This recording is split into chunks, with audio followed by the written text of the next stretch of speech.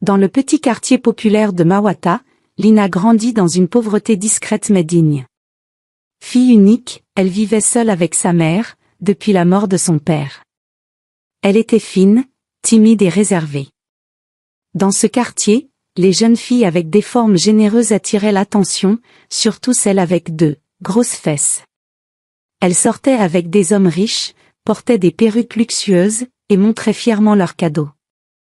Lina, elle, était l'objet de moqueries. On la surnommait « bâton de balai », planche à repasser. Chaque jour, elle rentrait chez elle le cœur lourd, les yeux pleins de larmes. Elle rêvait d'être aimée, admirée, comme les autres. Lina, à 19 ans, vivait les moqueries sur son physique maigre la blessait profondément. Un soir, après une nouvelle humiliation, un groupe de filles l'avait pointé du doigt en riant devant un marché bondé, son chagrin se transforma en colère. Elle ne supportait plus les surnoms cruels comme « planche à repasser ». Seule dans sa petite chambre, elle pleura longtemps, repensant à toutes ces filles du quartier qui, grâce à leurs courbes, semblaient tout avoir, l'attention, les cadeaux, le respect. Lina voulait être comme elle, être vue, être désirée. Elle se sentait invisible, comme si son corps effacé la rendait inexistante aux yeux des autres. En fouillant dans les affaires de sa mère, elle tomba sur un vieux dossier jauni. À l'intérieur, un document précieux, l'acte de propriété d'une parcelle de terrain à la campagne, l'unique héritage de son père décédé quand elle avait 10 ans. Ce terrain, loin et inutilisé, représentait le dernier lien avec son père, un souvenir sacré pour elle et sa mère. Pourtant, ce soir-là, Lina ne voyait plus sa valeur sentimentale. Elle ne pensait qu'à une chose, changer sa vie, changer son corps, changer la manière dont le monde la regardait.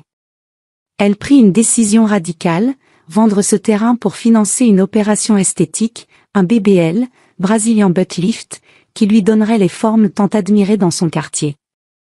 Elle contacta un intermédiaire du quartier, un homme connu pour acheter des terres à bas prix.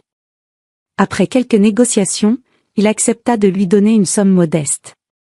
Lina savait que c'était peu, mais c'était assez pour payer une clinique douteuse qui proposait des BBL à bas coût. Elle avait entendu des histoires effrayantes sur ces opérations à risque, infections, complications, voire pire. Mais la douleur des moqueries était plus forte que la peur. Elle se convainquit que ce sacrifice en valait la peine. Avec un nouveau corps, elle serait enfin respectée, aimée, admirée. Elle imaginait déjà les regards envieux, les compliments, les hommes qui se retourneraient sur son passage. Avant de partir pour la clinique, Lina n'en parla pas à sa mère. Elle avait trop honte de lui avouer qu'elle vendait l'héritage de son père pour une opération. Elle prétexta un voyage chez une cousine éloignée et partit avec son sac, le cœur battant. Elle savait que cette décision était irréversible. Une fois le terrain vendu, il n'y aurait plus de retour en arrière. Mais elle se sentait prête. Elle voulait laisser derrière elle la Lina timide et moquée pour devenir une femme nouvelle, une femme que tout le monde envierait. À la clinique, l'ambiance était froide, presque inquiétante. Les murs étaient sales, le matériel semblait usé, mais Lina s'accrocha à son rêve. Elle signa les papiers sans tout lire, impatiente de commencer sa transformation. Elle s'allongea sur la table d'opération, le cœur partagé entre l'espoir et l'angoisse. Elle pensait à sa mère, à son père, à ce terrain qui avait tant de sens pour eux. Mais elle chassa vite ses pensées. C'est pour moi, pour mon avenir, se répétait-elle. Alors que l'anesthésie faisait effet, elle ferma les yeux, rêvant déjà de sa nouvelle vie. Pendant que Lina était à la clinique, allongée sur une table d'opération, sa mère vivait un cauchemar. La vente du terrain, faite à la hâte, avait des conséquences que Lina n'avait pas prévues. Les nouveaux propriétaires, des hommes d'affaires sans scrupules, décidèrent de réclamer leur dû immédiatement. Ils arrivèrent un matin à la maison familiale, une petite maison en briques dans une ruelle de Mawata. Sans avertissement, ils ordonnèrent à la mère de Lina de quitter les lieux. Elle protesta, expliquant que c'était sa maison, qu'elle n'avait nulle part où aller. Mais les hommes étaient insensibles. Ils avaient les papiers légaux, signés par Lina, et ils voulaient récupérer le terrain tout de suite. La mère de Lina, une femme frêle et usée par des années de labeur, tenta de les supplier. Elle expliqua que sa fille était absente, qu'elle ne savait rien de cette vente. Mais les acheteurs ne voulaient rien entendre. Ils menacèrent d'appeler la police si elle ne partait pas désespérée. Elle rassembla quelques affaires, une couverture, des vêtements, une photo de son mari et quitta la maison en pleurs. Elle erra dans les rues de Mawata, sous le soleil brûlant, sans savoir où aller. Les voisins, témoins de la scène, chuchotaient entre eux, mais personne n'osa intervenir. La mère de Lina se retrouva seule, sans toit, sans argent, sans nouvelles de sa fille. Pendant ce temps, Lina était encore à la clinique, en phase de récupération. L'opération avait été longue et douloureuse. Elle souffrait énormément, incapable de bouger sans grimacer. Les infirmières, peu attentionnées, lui donnaient des médicaments sans vraiment l'écouter. Lina ignorait tout du drame qui se jouait chez elle. Elle était concentrée sur sa guérison, sur son rêve de devenir une nouvelle version d'elle-même. Chaque jour, elle regardait son corps dans un petit miroir, espérant voir bientôt les résultats qu'elle avait tant désirés. Elle imaginait son retour triomphal à Mawata, où plus personne ne se moquerait d'elle.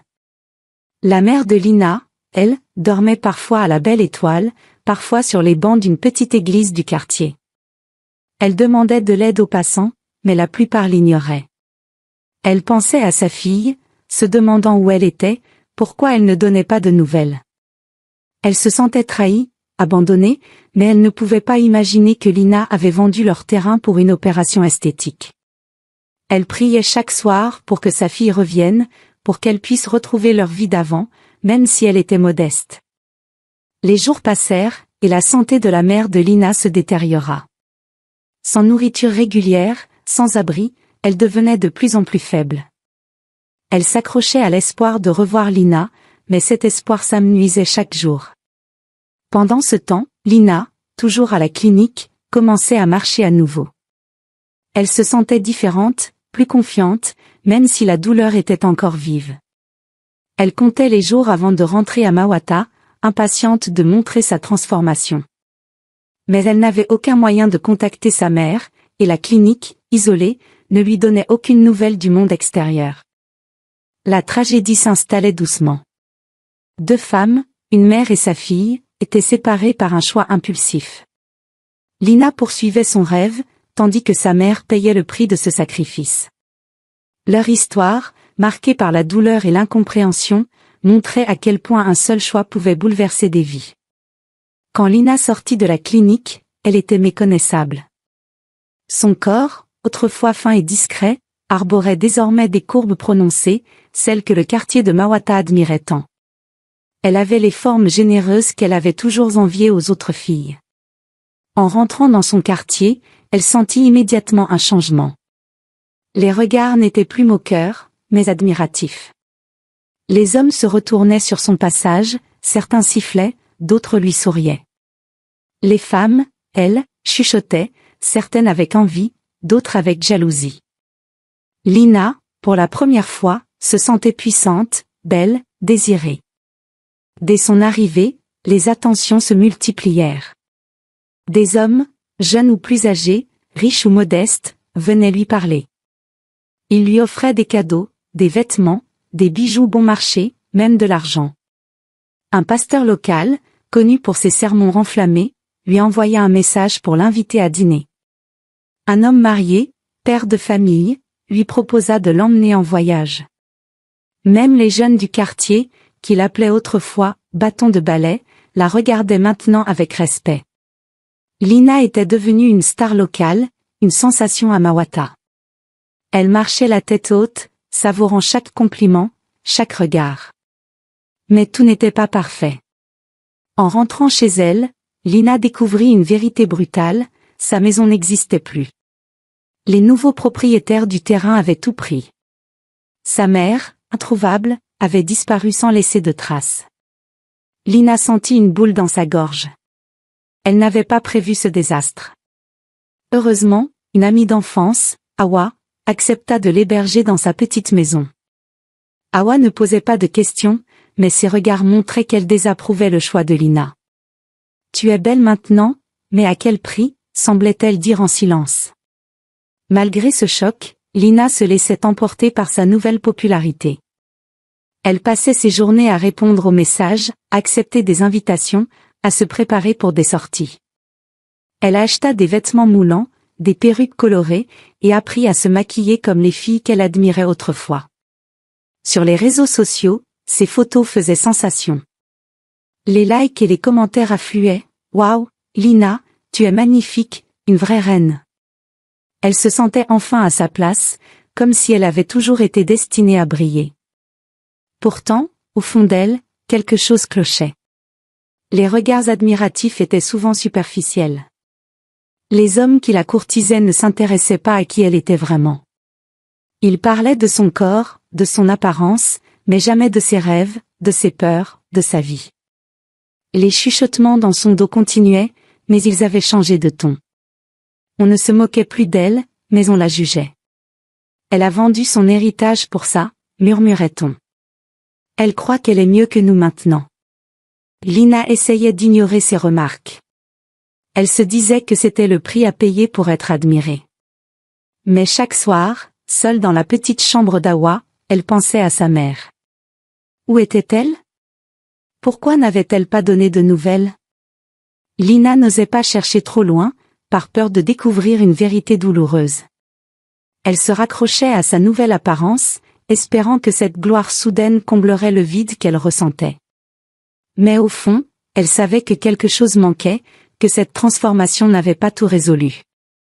Lina était devenue une véritable célébrité à Mawata. Son nouveau corps attirait tous les regards, et en quelques jours, elle se retrouva au centre d'une vague d'attention masculine. Les hommes se bousculaient pour gagner ses faveurs.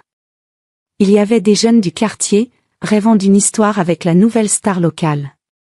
Des hommes riches, en costume, arrivaient en voiture pour lui proposer des sorties dans des restaurants chics. Même un pasteur influent, connu pour ses prêches, lui envoya des cadeaux et des messages doux. Un homme d'affaires, marié, lui promit une vie de luxe si elle acceptait de l'accompagner discrètement. Lina recevait des fleurs, des bijoux, des promesses de mariage, des invitations à des soirées.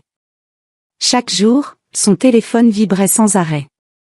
Les messages s'accumulaient. « Lina, tu es la plus belle, viens avec moi, je vais changer ta vie. » Elle se sentait flattée, presque étourdie par tant d'attention. Elle passait des heures à choisir ses tenues, à se maquiller, à répondre à ses hommes. Mais quelque chose la troublait. Aucun d'eux ne lui demandait comment elle allait, ce qu'elle aimait, ou ce qu'elle voulait vraiment. Il ne voyait que son corps, ses courbes, son apparence. Personne ne s'intéressait à la Lina d'avant, celle qui rêvait en silence, celle qui pleurait à cause des moqueries. Pendant ce temps, la situation de sa mère empirait. Lina n'avait toujours pas de nouvelles d'elle.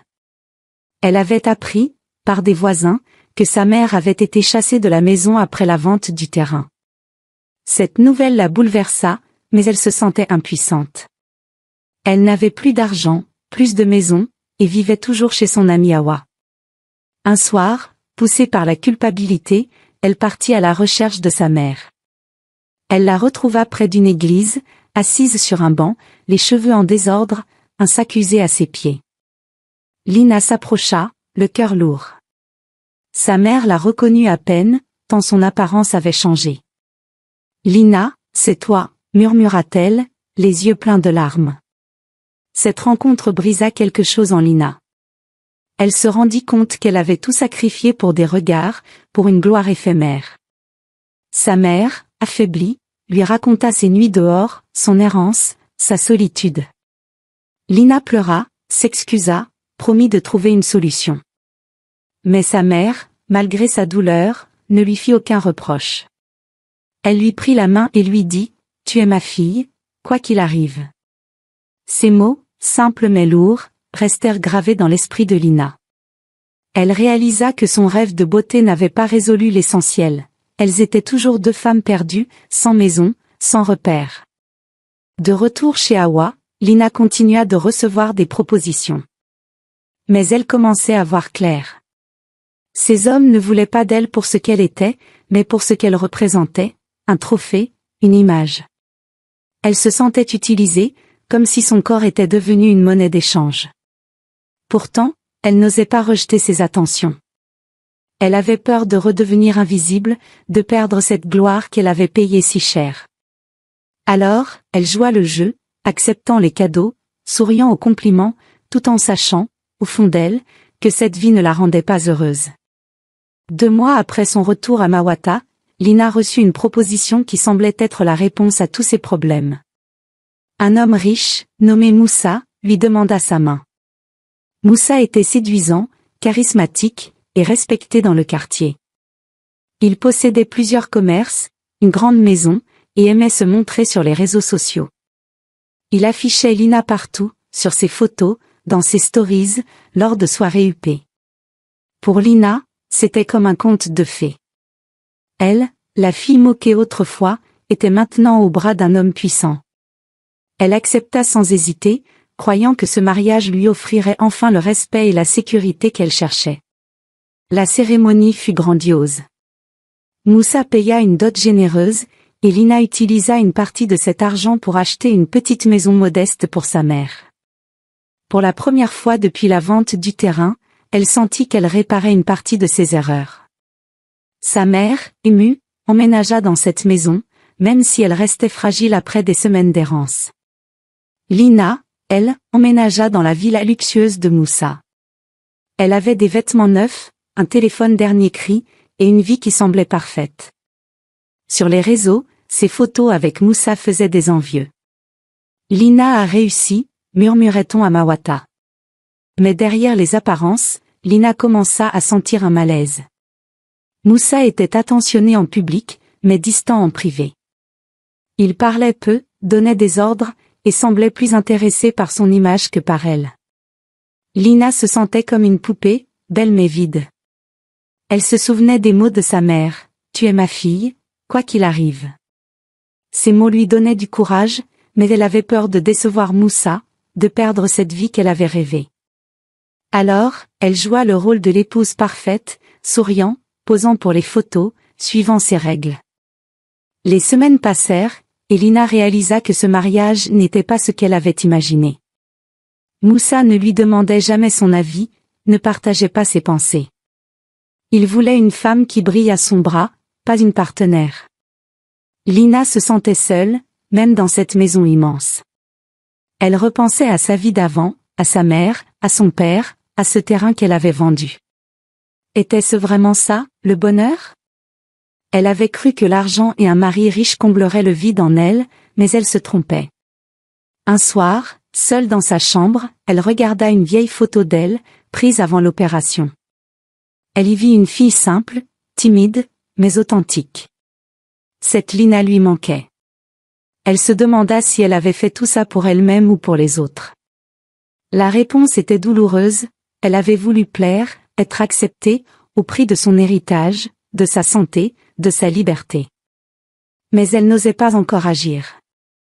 Elle avait peur de quitter Moussa, de redevenir une inconnue à Mawata. Pourtant, une petite voix en elle grandissait, lui murmurant qu'elle méritait mieux, qu'elle méritait d'être aimée pour qui elle était vraiment, pas pour son apparence. Lina commença à rêver d'une autre vie, une vie où elle serait libre, où elle pourrait se reconstruire. Elle pensa à sa mère, à son courage malgré tout ce qu'elle avait traversé. Ce mariage, qui semblait être un rêve, n'était que le début d'une nouvelle épreuve. Lina savait qu'elle devrait bientôt faire un choix. 1 mois après son mariage, Lina découvrit le vrai visage de Moussa. En public, il était charmant, la couvrait de compliments, l'exhibait comme une reine. Mais dans l'intimité, il changeait. Il ne l'aimait pas pour elle, mais pour ce qu'elle représentait, une belle femme à montrer, un trophée pour impressionner ses amis. Il l'obligeait à porter des robes courtes, même quand elle se sentait mal à l'aise.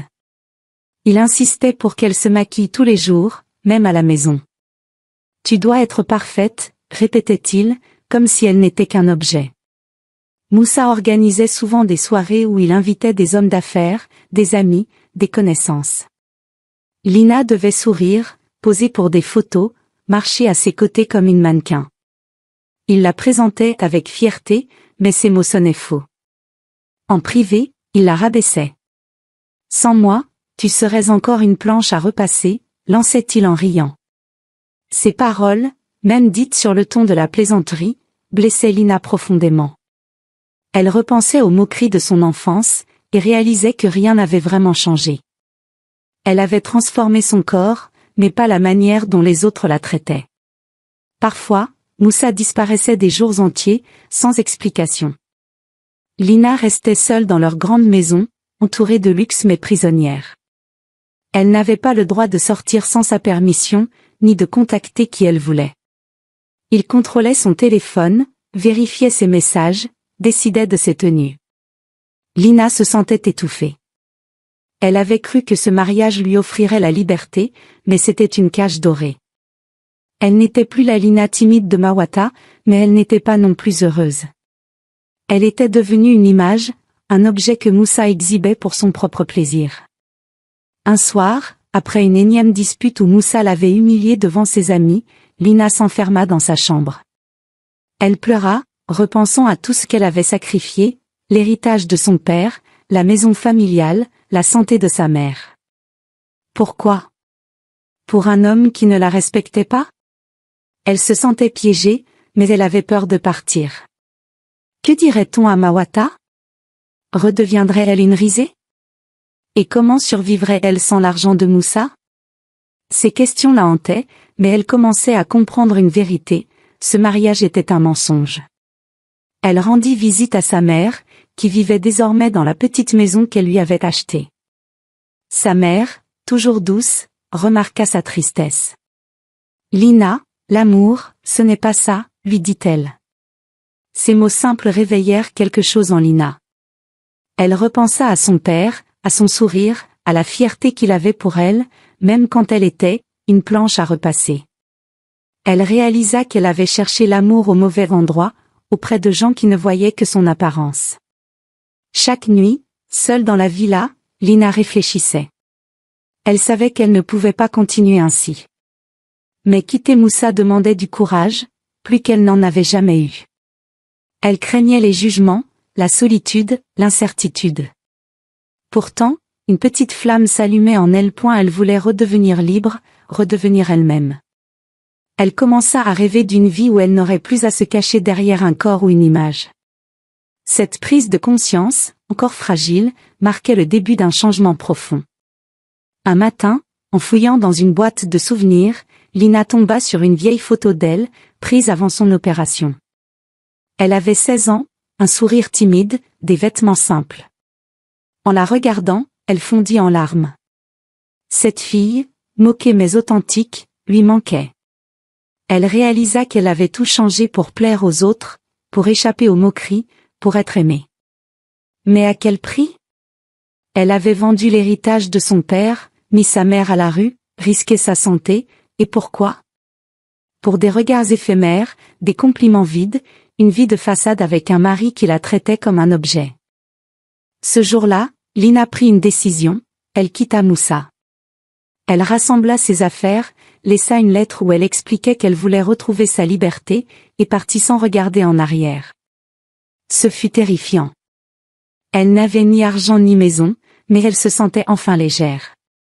Elle retourna chez sa mère, qui l'accueillit sans un mot de reproche. Ensemble, elles pleurèrent, parlèrent, et commencèrent à reconstruire leurs liens. Lina s'excusa pour tout, la vente du terrain, la douleur causée, son absence. Sa mère lui répondit simplement, « Tu es là maintenant, c'est tout ce qui compte. » Lina comprit alors une vérité profonde, le respect et l'amour ne viennent pas d'un corps parfait ou d'une vie luxueuse. Ils viennent de l'intérieur, de l'acceptation de soi. Elle avait cru que changer son apparence changerait sa vie, mais elle s'était trompée. Les regards des autres, qu'ils soient moqueurs ou admiratifs, étaient toujours temporaires. Le vrai bonheur, c'était de s'aimer soi-même, avec ses forces et ses failles. Pour panser ses blessures, Lina décida de transformer son expérience en quelque chose de positif. Elle rejoignit une association locale qui aidait les jeunes filles à avoir confiance en elles.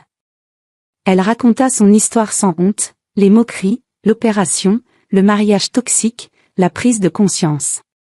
Son témoignage toucha beaucoup de monde. Les filles l'écoutaient, certaines en larmes, d'autres en silence. Lina devint une voix pour celles qui, comme elle, avaient cru que leur valeur dépendait de leur apparence. Elle leur répétait, « Vous êtes assez, tels que vous êtes. Ne changez pas pour les autres. » Avec le temps, Lina trouva un petit travail dans une boutique. Ce n'était pas grand-chose, mais ça lui permettait de subvenir à ses besoins et à ceux de sa mère. Elle se mit à étudier, rêvant de devenir enseignante pour aider d'autres jeunes filles.